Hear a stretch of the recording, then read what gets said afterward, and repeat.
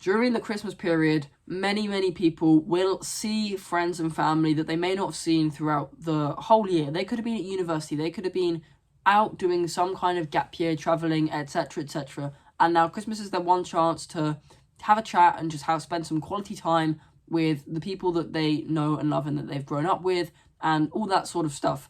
Christmas and any kind of celebration that is not necessarily Christmas, but it could be some other religious celebration, it could be Eid or something like that.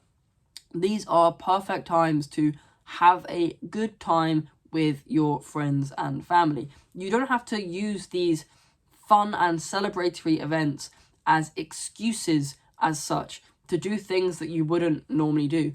You don't have to go to the parties and do all the overstimulating things at those parties if you don't want to as such. And I also don't recommend using the fact that these are celebratory events to go do those things because you feel like you are validated to.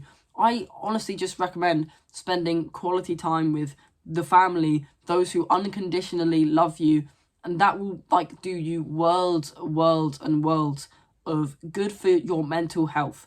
If you decide to either just go out with your friends who aren't necessarily the best of friends for you because obviously you're doing all the kind of stuff with them and do all the overstimulating things, or you follow the opposite extreme of just not seeing family, just going on your grind, maximizing output, even though it's a Christmas period, then you're not necessarily going to optimize your mental health. And mental health is one of the most beneficial things for you and something that I highly recommend just improving constantly as you move and progress throughout the self-improvement journey. But in this video, I just want to tell you and go through how you can be a bit more sociable with family and just have a good time at Christmas. And the first incredibly simple and easy to implement step that I can give you is to just smile. Smile at every single family member that you cross eyes and come across with when you're at some sort of event. If you could smile throughout the entire hours that you are spent with the family and you're not commuting, driving home, whatever, I highly recommend just being the brightest, most radiant and smiliest person in the room throughout the whole event, because trust me, people will notice it and your family will absolutely adore you. They will give you so much more unconditional love and they will give you so much more respect and love that's not necessarily the unconditional one. They will give you so much more of that because you are just being a nice, bright, radiant person that, it's just something that will have an effect on everyone there. And trust me, you will genuinely just make the time better for everyone else. Things could have happened in people's lives that wouldn't have been the best for them, and they are going to want to have a happy and peaceful time at Christmas that is away from particular negative things that are going to be going on in certain people's lives. That's just what life is about. That is just how life works. Things that are bad, they exist and they happen. And if you can be the brightest person, the most radiant person in the room, you will obtain so much more respect and just love from all your family members, and it will just feel like such a good feeling for you, especially if you're potentially not having the best of times, and they will also have an effect on them as well. And I know it kind of seems a bit egotistical, self-centered, that you're going to obtain all this love in a way, but you will make everyone else's day and week and month and period of time throughout this period so much better just by being the brightest and most radiant person in the room. And I highly recommend taking this, and when you go see family, when you're sitting at the Christmas dinner table or whatever sort of other potential religious event that you've got going on, be the most smiliest person at that table, and trust me, it'll just make the whole entire event better when there is someone like that there. And the second thing that you can do is to make this time spent with family the best that you possibly could, is to be present when having conversations and talking to people.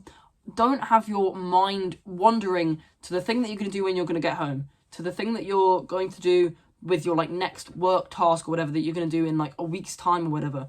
Don't have your mind wandering to other people that aren't in this sort of family group event. Don't have your mind wandering to what you're going to do with your friends when you see them on New Year's Eve or something like that.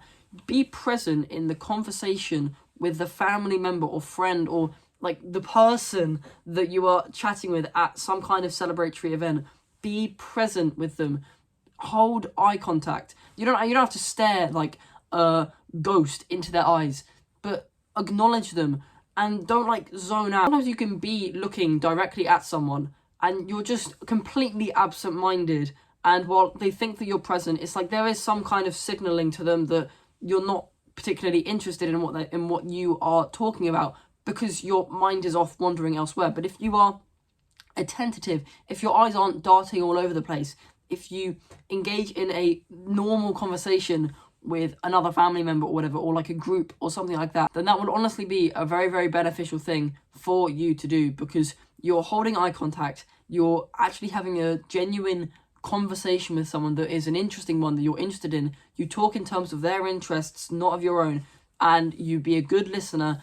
Use all these like sort of things that show that you are an incredibly adept person in the art of just being a nice and good sociable person. That is absolutely a perfect way to go about things. Be attentive, engage in good conversations, and hold eye contact, and just be overall present. All of that stuff, all of the particular specific tips and tricks, all of that just comes under the banner and branch of being present. And presence can easily be achieved by doing things like meditating more, doing more relaxation, reducing input from content consumption and stuff like that. If you do like a 30-minute meditation in the morning before you see your family, trust me, you'll be so much more present in those situations than if you didn't do that. Because when you're meditating, your eyes are closed, you're doing some deep breathing, or you're focusing on like the sensations, the senses, the touch, the feels, the smells, all that sort of stuff. You're focusing on your breathing or that, and you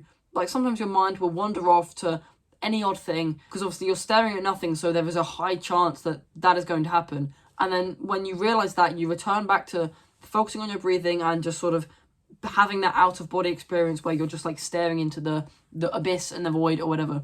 That is how meditation works.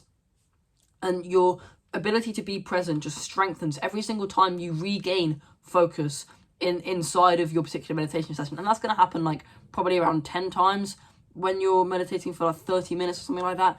That is going to be incredibly useful to you. And I highly recommend not just meditating for specific like occasions where you know you're going to have to be present, but just meditate because you're going to talk to people like for every single day of your life. You're going to need to be present when you're messaging someone. You're going to need to be present when you're just doing your work, so you're not doing or studying or whatever, and your mind is wandering off to what you're going to do 2 hours later. That's not going to be useful to you. So meditation, that will be an absolute game changer for you in terms of helping you not only be more sociable, but just in the whole aspect of life. And the third thing that you can do to just have a nice, well-spent time with family at Christmas is to just be kind. Seems so simple and almost obvious, and almost it seems like I'm stupid and dumb for saying this, but trust me, the simple, small acts of kindness that you can do at Christmas is a very, very large variety.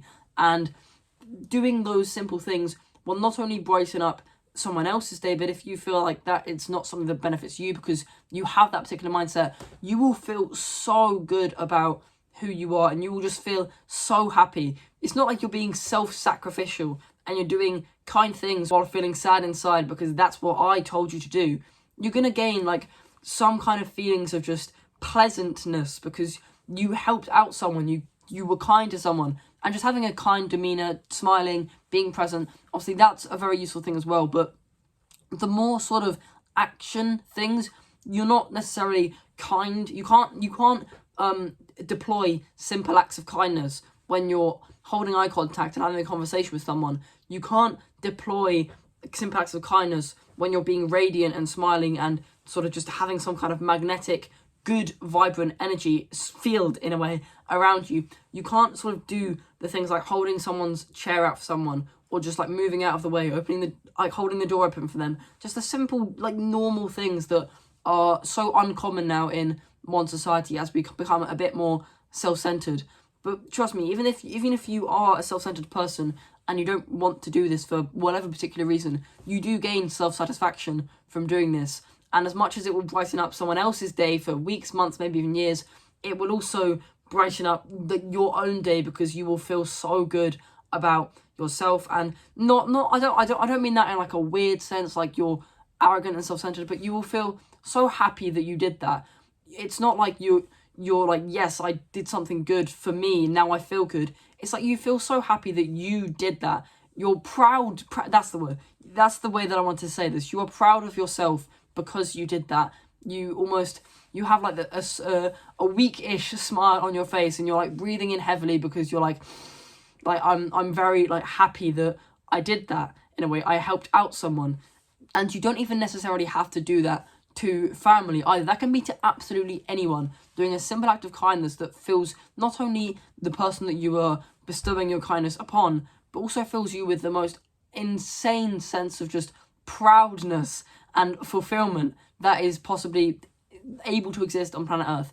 But yeah, with that, that's about all I wanted to say. I hope you do enjoy your time spent with family and friends during a celebratory period. You don't have to like be on your output, maximizing output, on your grind, but also I don't recommend using this as an excuse to just overstimulate yourself and let yourselves completely off the hook. I recommend still doing the good habits, the meditation, etc., because obviously they have their benefits in these situations as well. But with that, I recommend subscribing, because I like this community of young tribal people who are willing to improve themselves. There's so much more than they already have, and good luck.